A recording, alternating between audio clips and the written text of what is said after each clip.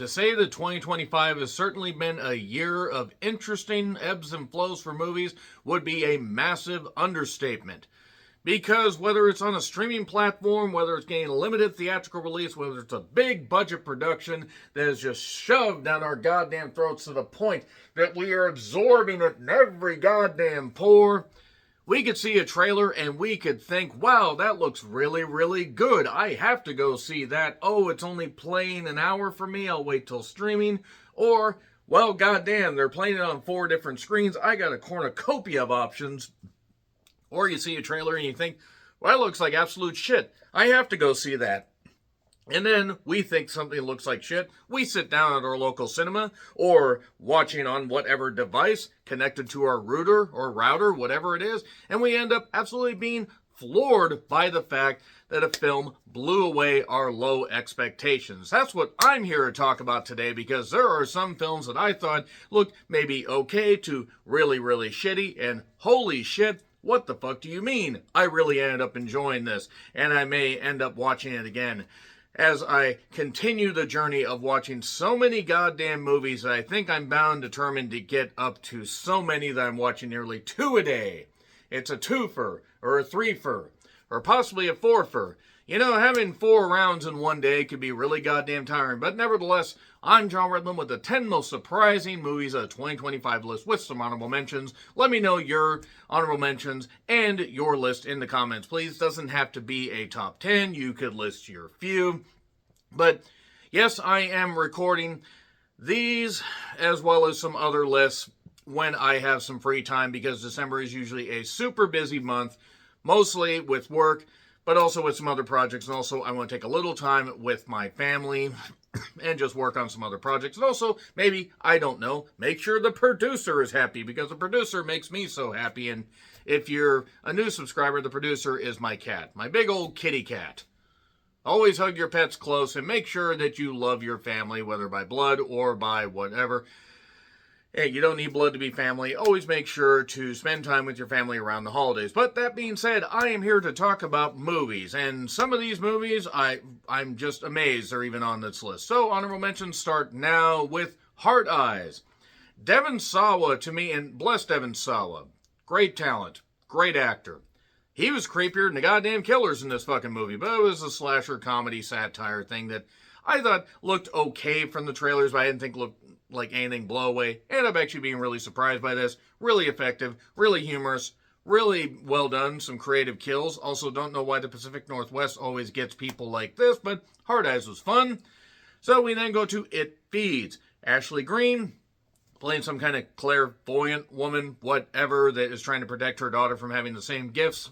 But mother and daughter end up having to team up together in a surprisingly effective movie that came out of nowhere. I'm not saying this movie is great or blow away, but end up giving it a pretty good review on Letterboxd and a good video review. And by the way, speaking of the videos, all of these movies are reviewed in full on the Real Honest Movie Reviews playlist.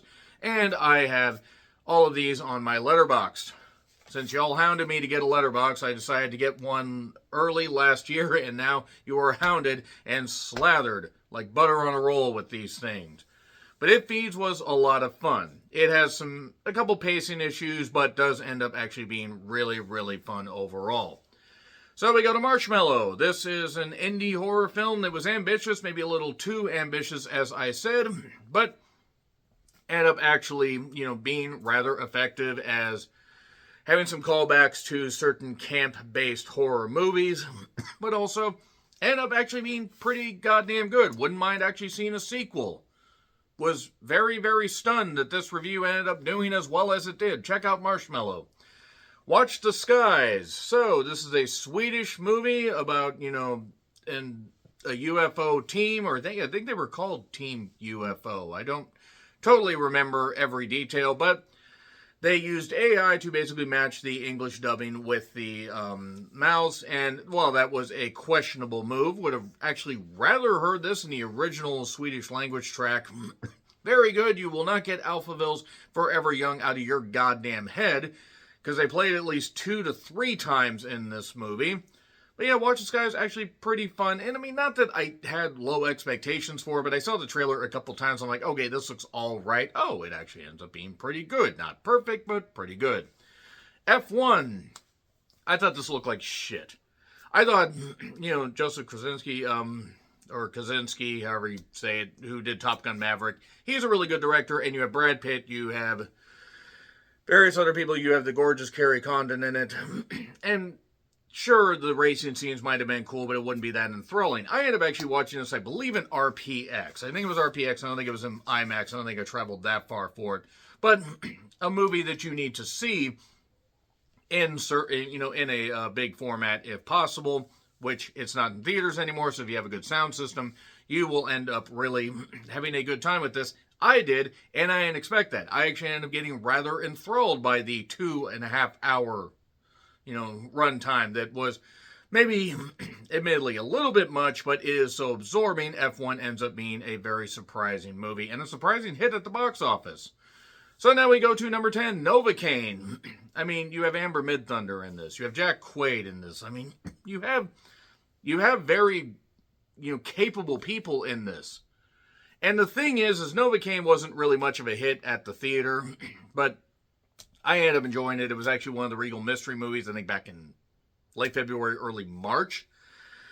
And, of course, it will have the needle drop that will make people like myself pop, I believe in a thing called love. But actually, Novocaine's pretty funny and kind of sweet and also has some pretty good violence. And, okay, maybe the passage of time now, since it came out earlier this year, has numbed it a little bit, ironically. But for a guy who doesn't feel pain, this movie actually has a surprising amount of heart. Quaid in this, not feeling pain, by the way. That's what I mean. So we go to number 9, Dangerous Animals. It's a shark-based movie set in Australia. Yet I thought the trailer made it look like shit. It was actually pretty good. It was one of the Regal mystery movies, I think. It was the next week after Bring Her Back. So we got back-to-back Aussie-based movies. And Dangerous Animals was fairly effective. You have a villain that was having a great old time. Having victims, attacked by sharks, filming them.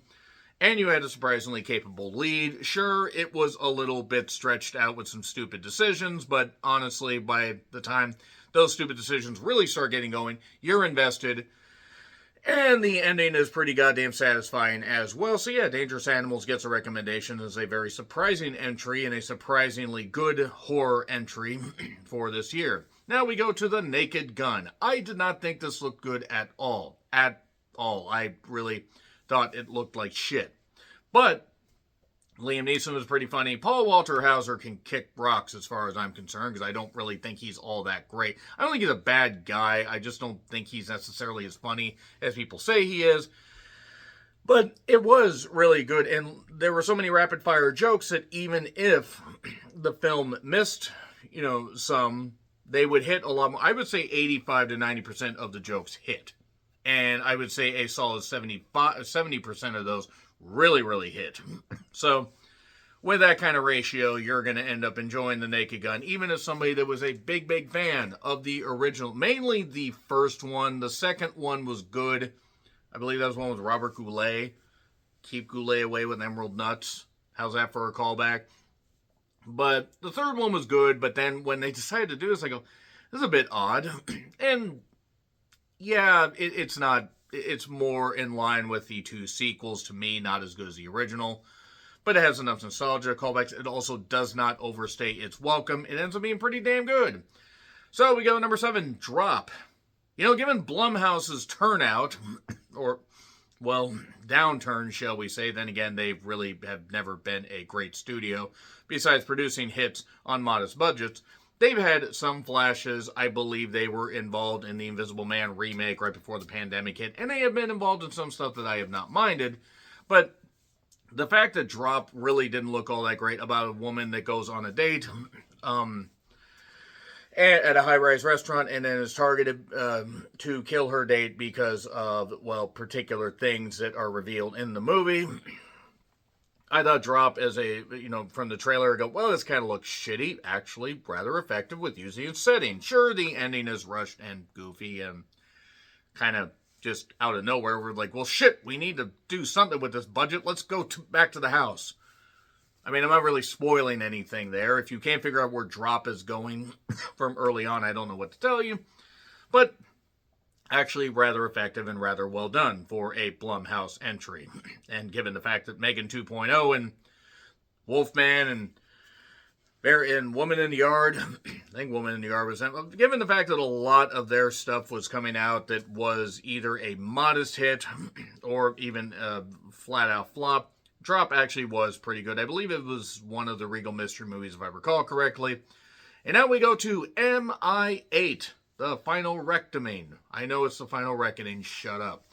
I did a complete rewatch of the previous Mission Impossible movies over the couple months before this came out. I thought, Part 7 was pretty good. But since I knew it was a two-parter, I was like, all right, I don't know how great this is going to go.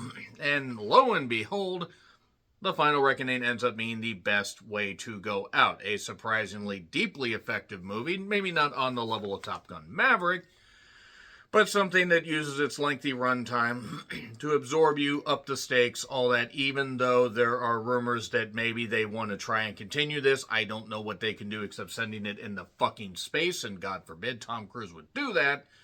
But I really end up enjoying this. A lot more than I expected. Easily one of the most surprising movies of the year, for a good reason. So we go to number 5, One of Them Days.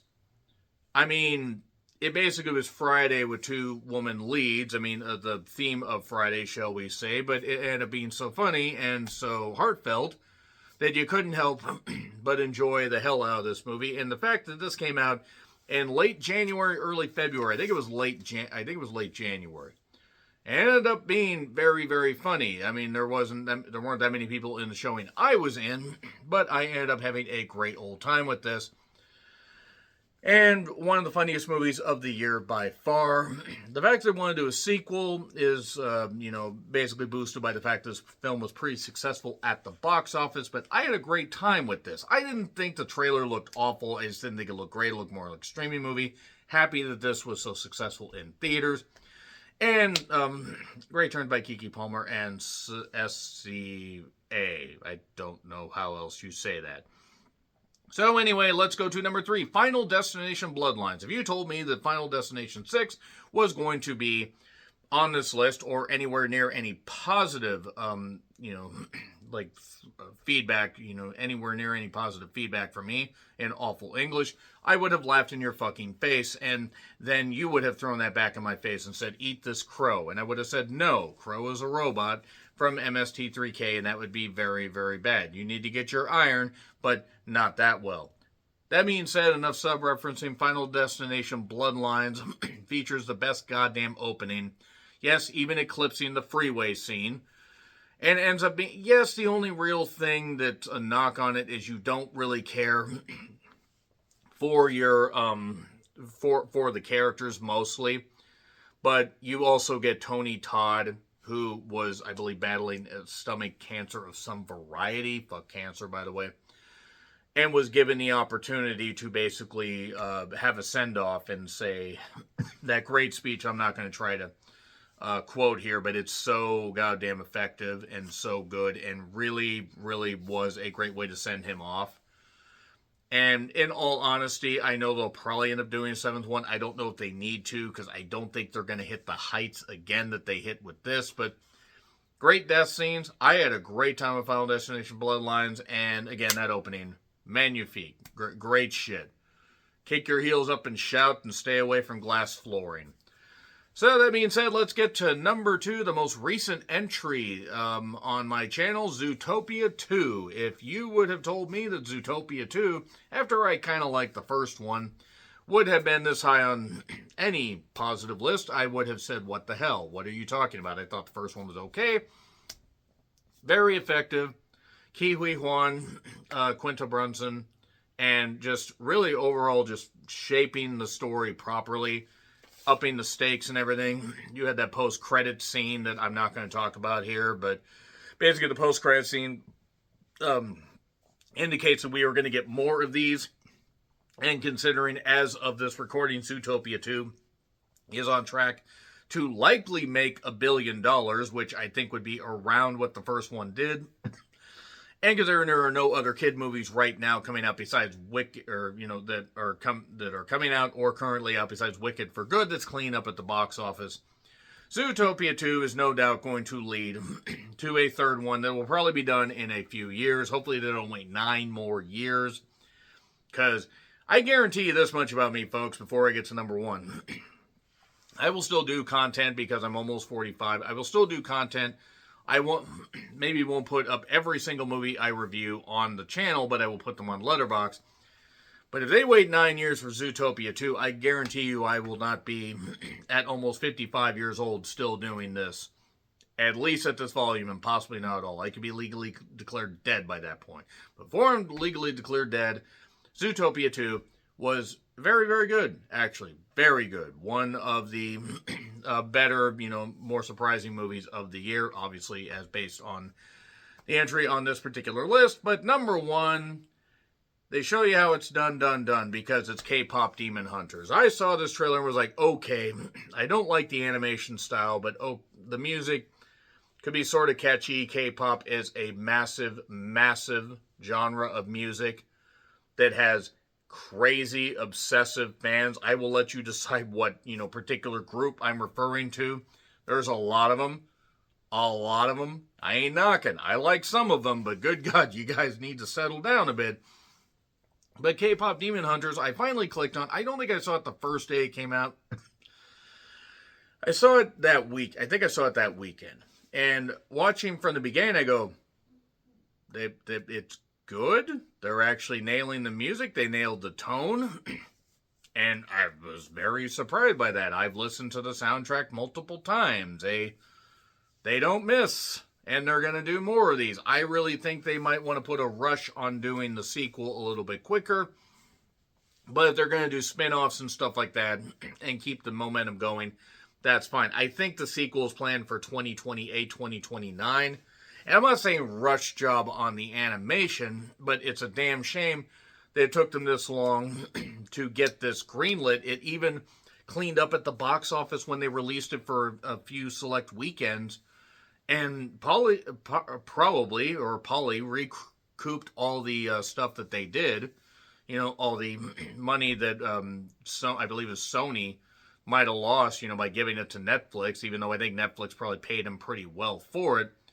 But the fact is the real singers are getting a lot of publicity and a lot of positive buzz, and they should. They do well. They sing well. They got a great set of pipes on all 3 of them that are able to basically bring this music forth. And I wish them nothing but success. But really, just great stuff. And it's like, you gave me my soul back. Now I give it to you. Fuck. Anyway, yeah, the shipping portion, as the kids say or used to say, of putting people from different groups together and stuff like that was a little bit odd. But I really did enjoy K-pop Demon Hunters way more than I thought. It is on my favorite movies of the year list as of now.